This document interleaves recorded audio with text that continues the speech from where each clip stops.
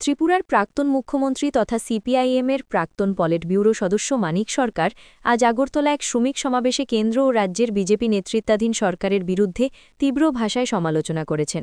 তিনি অভিযোগ করেন যে আরএসএস পরিচালিত বিজেপি সরকার পুঁজিপতিদের স্বার্থ রক্ষা করতে গণতান্ত্রিক অধিকার ধ্বংস করছে এবং শ্রমজীবী মানুষের নেতৃত্বে জনগণকেন্দ্রিক রাজনৈতিক বিকল্প গড়ে তোলার উদ্যোগ নেওয়া হচ্ছে। সমাবেশে মানিক সরকার বলেন, আরএসএস ও বিজেপি পরিকল্পিতভাবে গণতন্ত্রের ভিত্তি দুর্বল করছে যাতে পুঁজিপতিরা অবাধে লুট চালাতে পারে। তিনি আরও বলেন, বিজেপি সরকার লুটের পাহাড়কে লজ্জার স্মারকে পরিণত করছে। সমস্ত নীতি আজ পুঁজিপতিদের সুবিধা ও শ্রমজীবী মানুষের ক্ষতির জন্য তৈরি হচ্ছে। দেশজুড়ে শ্রমিকদের কঠিন জীবনযুদ্ধের চিত্র তুলে ধরে সরকার জানান, বিজেপির শাসনকালে শ্রমজীবীদের অবস্থা আরও খারাপ হয়েছে। তিনি সাধারণ মানুষকে শোষণের এই শাসনের বিরুদ্ধে রাজনৈতিক সচেতনতা বৃদ্ধি করে ঐক্যবদ্ধ প্রতিরোধ গড়ে তোলার আহ্বান জানান। পশ্চিমবঙ্গ, ত্রিপুরা ও কেরলের বামফ্রন্ট সরকারের ঐতিহ্য স্মরণ করে মানিক সরকার বলেন, এই সরকারগুলি সবসময় গণতান্ত্রিক অধিকার ও সাধারণ মানুষের স্বার্থ রক্ষায় লড়াই করেছে। তার মতে বর্তমানে শুধু কেরলে গণতান্ত্রিক সরকার টিকে আছে, কিন্তু সেখানেও বিজেপির মদতে ষড়যন্ত্র চলছে অস্থিতিশীলতা সৃষ্টির জন্য।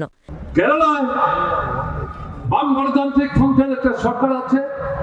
এই সরকারটিকে যাতে পরবর্তী নির্বাচনে ফিরে আসতে না পারে এবং তারা গোটা ভারতবর্ষের সঙ্গে যে বিকল্পের দিশা দেখাচ্ছে, এই পথ দেখাবার সুযোগ তারা যাতে নিতে না পারে, তার জন্য সেখানে সংকীর্ণ দৃষ্টিভঙ্গি নিয়ে বিজেপি, আরএসএস, বিশ্ব হিন্দু পরিষদ, তার সাথে কোনো রাজনৈতিক দল, তাদের সাথে কোথাও কোথাও আমরা ঐক্যবদ্ধভাবে লড়াই করার চেষ্টা করি, কিন্তু কমিউনিস্টদের সম্পর্কে তারাও ভীত সন্ত্রস্ত, কারণ শ্রেণী স্বার্থের প্রশ্ন।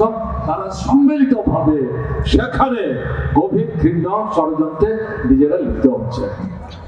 বামপন্থী আন্দোলনের পুনরুজ্জীবনের প্রতি আশাবাদ ব্যক্ত করে তিনি বলেন, পুঁজিবাদ ও সাম্রাজ্যবাদের বিরুদ্ধে ঐক্যবদ্ধ আদর্শগত ও রাজনৈতিক লড়াই অপরিহার্য।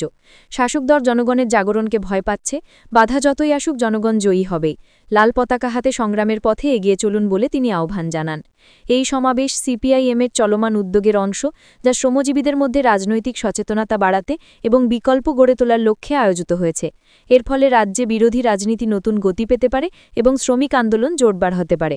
বামপন্থীদের এই প্রচেষ্টা ভবিষ্যতে বৃহত্তর ঐক্য গড়ে তুলতে সাহায্য করবে কিনা তা সময় বলবে। News desk, online news ত্রিপুরা.com।